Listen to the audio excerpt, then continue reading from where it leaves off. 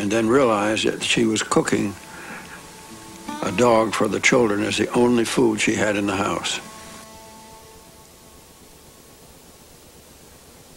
Just come on us that we didn't have nothing to go on.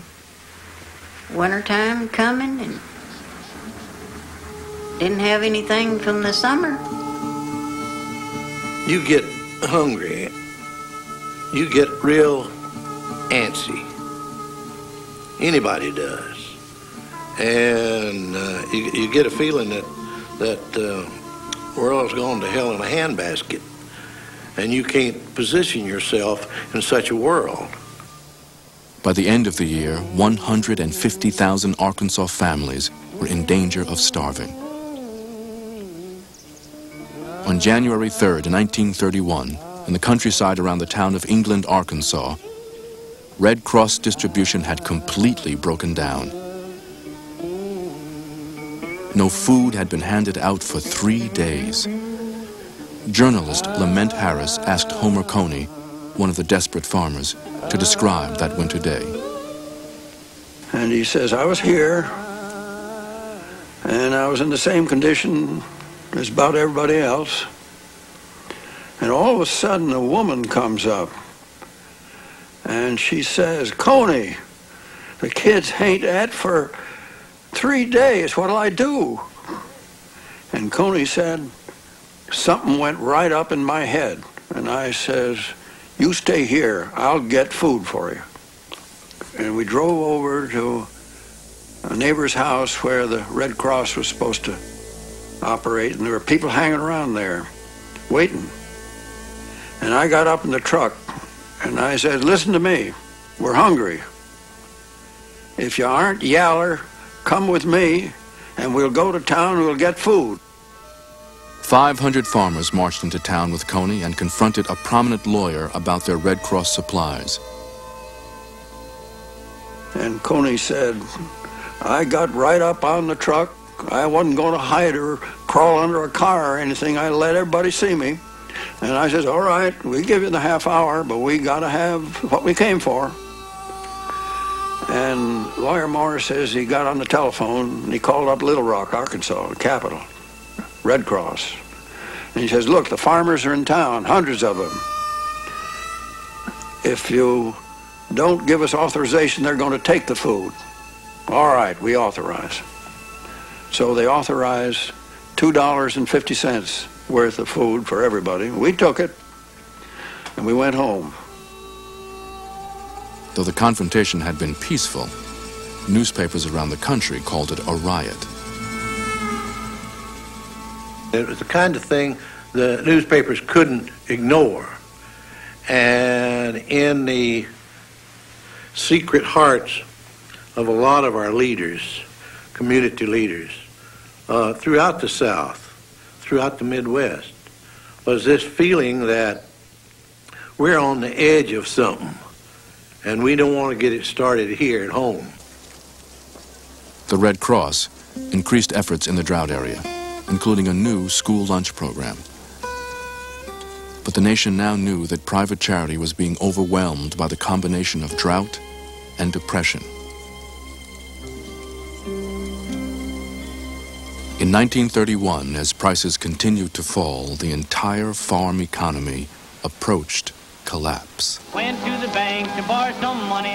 Tell you right now, didn't find it funny. The banker said he had none to loan. Get your old hat and pull out home, for all I got gone, all I got gone.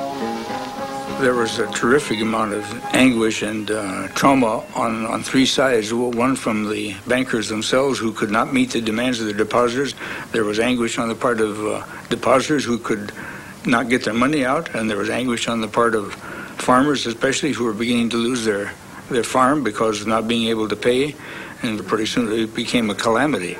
There's no place upon this earth that's home, sweet home to me. Even Betty Boop lost her farm, as thousands of mortgages were called in by the banks. It seemed that all America was for sale. There was considerable bitterness. The feeling against bankers turn from, well, this is the man we ought to listen to this is a person that hasn't done us any good. Now as through this world I ramble, I see lots of funny men. Some will rob you with a stick and gun, some with a fountain pen. Well, they needed a hero about that. You know, the banks were going under and taking people's money and foreclosing on farms and everything. And I think that the people felt that my father was just one of them, kind of striking back for all of them. From 1929 to 1931, as the economic crisis deepened, bank robberies increased dramatically. There had been so many bank robberies around that it was quite often that a customer would come in and jokingly say, "This is a holdup." And so I happened to have my back to the counter at the moment, and this fellow hollered, "This is a holdup." And I said, "Oh, yeah." Turned around, and sure enough, the gun was right in my face.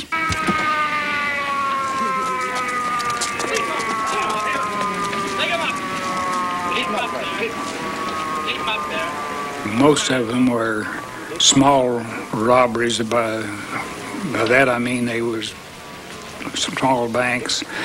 And, of course, it was kind of a disgrace to get robbed by anybody except Pretty Boy Floyd.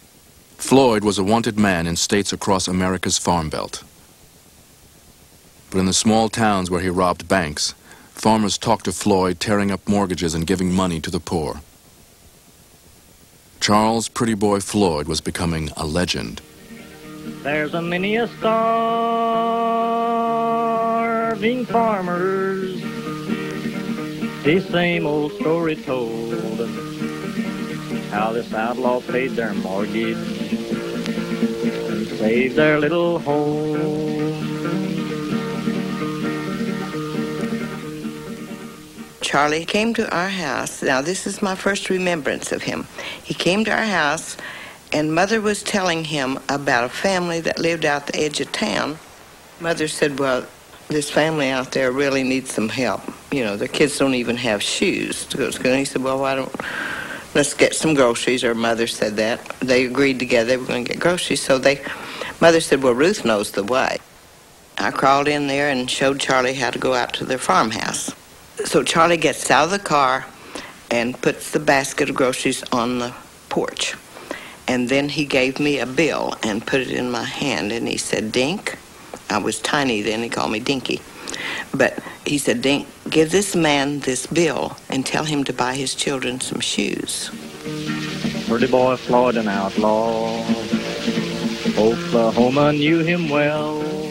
Floyd was, frankly, a little smarter than most of the average bank robbers, to where he would move out of the one area and he would hit maybe 100 miles away. In 1931, Pretty Boy Floyd embarked on a robbing spree that took him from Oklahoma through Missouri east to Ohio and then home to Oklahoma, where Floyd knew that for a few dollars a poor farm family would gladly hide him out. In 5 months, Floyd stole more than $12,000. We used to hear about Pretty Boy Floyd. There were some other outlaws. I can't think of their names now. Most of we had to talk about, we talk about that kind of stuff, you know, and get a lot of fun out of it. They'd follow his escapades in the paper, you know, and it was kind of like they were pulling for him to stay at large instead of being killed.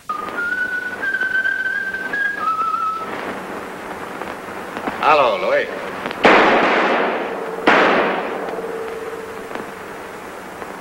Depression America was fascinated by the underworld.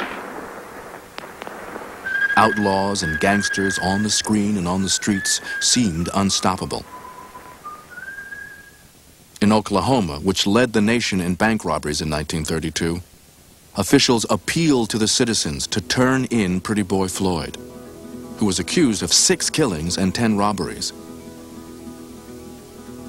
He really didn't spend all that money that he robbed. To him, I think it began to be a game in the beginning, and then it got more serious, you know. In early 1932, Oklahoma bankers intensified efforts to capture Floyd. They hired Irv Kelly, a retired sheriff, to lead the manhunt.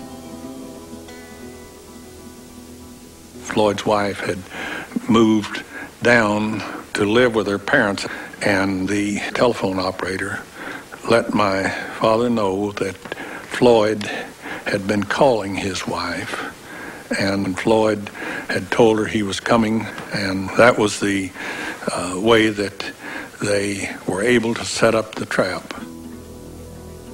It was in nighttime, and Irv Kelly and some more people were staked out. And in those days, you had gates to keep the stock in, and somebody had to stop and open the gate to go into where we live. We live back in the field. Along about 2 o'clock in the morning, it got quite cold, and the fellows at this one end of the road that they thought Floyd would come in decided to go into Bigsby, which was 2 miles, and get some coffee. While all of this was transpiring, Floyd came in through this place where these officers had left. And so my father got out to open the gate, and Irv Kelly stepped out from behind the chicken house.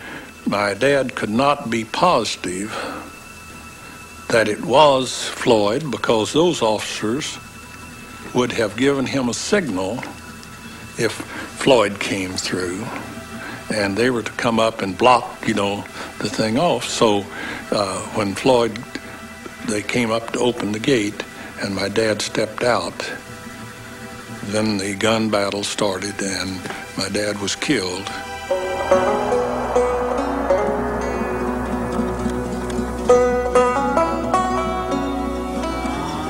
The killing turned the public against the outlaw Pretty Boy Floyd. We just heard about it. We don't ever know him coming in here doing anything for anybody in this area. We would just hear about it. They call him a kind of Robin Hood. It's nice to be a Robin Hood, I'm sure. But if you come and take my bread when I need it to eat and go give it to somebody else, you're not a Robin Hood to me. Floyd would remain at large for 2 more years until FBI agents cornered and shot him in an Ohio cornfield. But the crime wave of the early Depression years continued to feed fears that America was coming apart. All I got's gone, all I got's gone. As agricultural crises and industrial shutdowns accelerated, President Hoover was besieged with demands to aid America's newly poor. Hoover was feeling the pressure. To relieve stress, the White House physician had prescribed a demanding physical regimen. The president and his cabinet worked out on the South Lawn every morning. They called it Hoover Ball. You had to be there at 6 o'clock in the morning. And after they played medicine ball, they'd come in to have this breakfast, which would be grapefruit juice and fruit and coffee and whole wheat toast. And they talked about the Depression. Oh, that was upmost. That's all they talked about, the Depression. But the president and his aides were busy as bird dogs, I say. He had people coming in to see him to talk about the things he needed to get done and to get information. The most positive thing he did about the economic depression that was spreading over the country was the Reconstruction Finance Corporation, which was founded on the idea that if you could stimulate business at the top, the proceeds would trickle down through the economic layers to the people at the bottom. The idea was not to put purchasing power in the hands of the people at the bottom, but to stimulate business and industry. Hoover knew he was staking his political future on the Reconstruction Finance Corporation and the revival of business. 1932 was an election year. Leading the field of those hoping to challenge Hoover was New York's Governor Franklin Delano Roosevelt. At the breakfast table, the question came up about his handicap. They were thinking, how can he be president? Roosevelt had contracted polio in 1921 and his legs had been paralyzed. Years of therapy restored little strength to his muscles, a fact which was kept largely hidden from the public by a cooperative press. At the cabinet meeting, they said it's impossible. People, they find out he's only a half man, they're